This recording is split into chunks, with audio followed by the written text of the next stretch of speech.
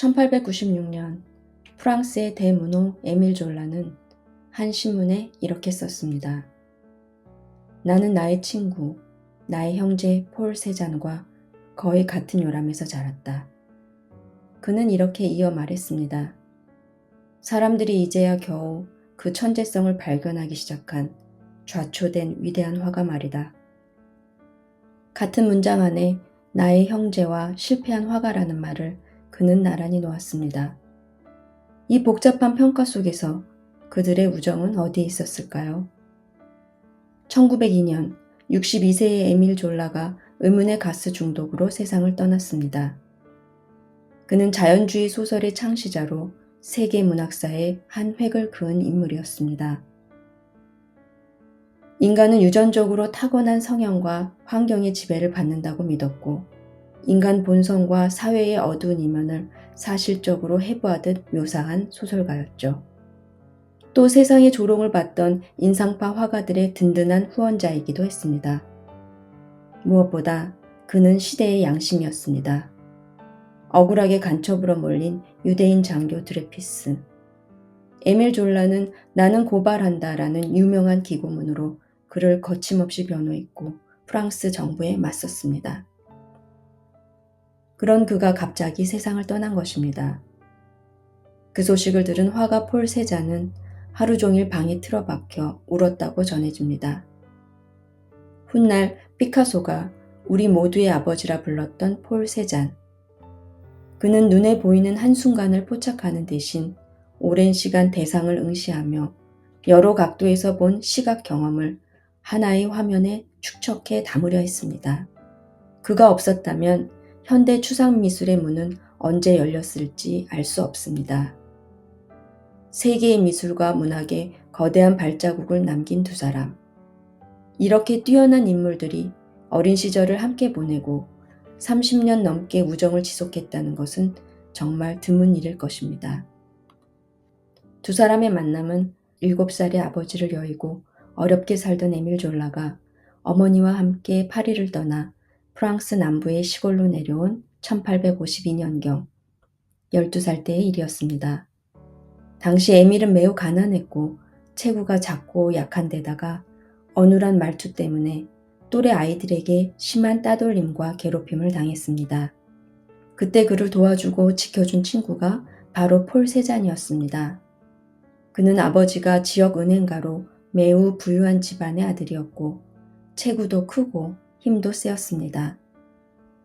아이들이 에밀을 따돌릴 때도 폴은 계속 그에게 말을 걸어주었고 어느 날 에밀이 학교 운동장에서 동급생들에게 맞고 있을 때 폴이 끼어들어 그를 구해줬습니다. 다음 날 에밀은 고마움의 표시로 폴에게 사과 한 바구니를 가져다 주었죠. 두 사람은 곧 단짝 친구가 되었습니다. 강변에서 수영과 낚시를 하고 들판을 뛰어놀며 문학, 미술, 미래에 대한 꿈을 함께 키웠습니다. 1858년 에밀이 경제적 궁핍 속에서 어머니와 파리로 떠난 뒤에도 두 사람의 우정은 편지로 계속 이어졌습니다. 1860년 에밀은 폴에게 한 가지 꿈을 이야기합니다. 폴이 사파를 그린 책을 함께 내는 꿈이었습니다. 두 사람의 이름이 금빛으로 나란히 새겨져 후대에 영원히 함께 기억되는 꿈. 그들의 우정은 서로의 미래를 하나로 엮어 생각할 정도로 깊었던 것입니다.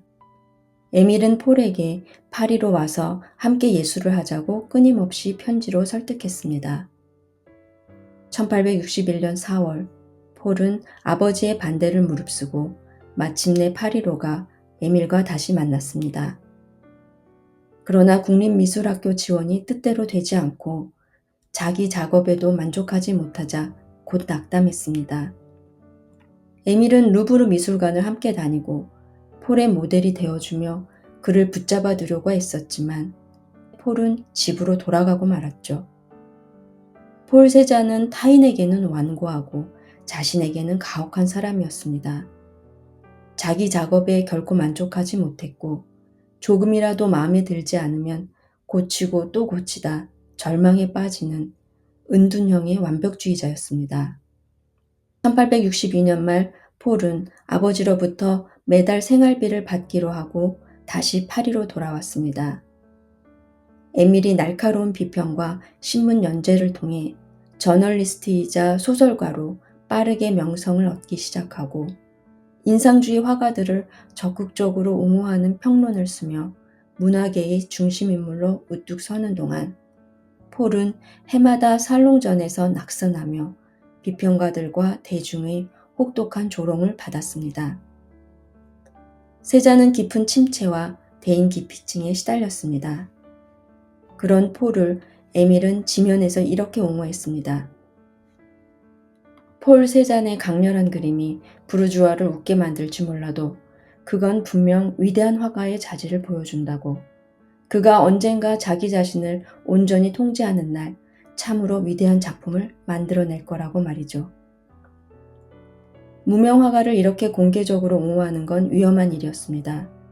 실제로 에밀은 몇 해 전 마네를 옹호하다 신문사를 떠나야 했으니까요. 그래도 그는 친구를 위해 기꺼이 글을 썼습니다. 1877년 소설 목로주점의 성공으로 부유해진 뒤 에밀은 경제적으로 그리고 정신적으로 폴을 든든히 지원했습니다. 1878년 폴은 아버지 몰래 연인 오르탕스와 아들을 부양하느라 곤란을 겪고 있었습니다. 엄격한 아버지가 이 사실을 알아선 안 됐죠. 사정을 눈치챈 에밀은 폴이 아니라 오르탕스에게 한동안 매달 60프랑을 직접 보내줬다고 전해집니다. 같은 해 에밀이 매당의 저택을 사자 폴은 여러 차례 그곳에 머물며 센 강변을 그렸습니다. 1883년 유언장을 쓸 때는 에밀에게 조언을 구하기도 했습니다. 30년 넘게 이 우정은 따뜻하게 지속되고 있었습니다. 그러나 시간이 더 흐르면서 두 사람의 삶의 모습은 너무나 달라져 갔습니다. 그리고 우정에도 변화가 생기기 시작했습니다. 에밀은 폴의 천재성을 믿었지만 한 작품을 몇 년씩 붙들고도 좀처럼 끝내지 못하는 그 강박적인 작업 방식을 점점 이해하지 못하게 되었습니다. 세자는 한 붓질을 놓기까지 오래 대상을 응시했고 조금이라도 마음에 안 들면 다시 손대다 결국 그림을 방치하거나 파기하곤 했습니다. 그런 폴은 에밀의 눈에 점차 실패한 천재, 미완의 예술가로 보이기 시작했습니다. 그리고 우정의 치명적이라 여겨진 사건이 1886년에 일어납니다. 루공 마카르 총서라는 방대한 연작 소설로 19세기 프랑스 사회계층을 묘사하고 있던 에밀 졸라는 예술가들의 세계를 그린 소설 작품을 발표합니다. 문제는 주인공 클로드 랑테가 누가 봐도 폴 세잔을 모델로 한 인물이었다는 점입니다.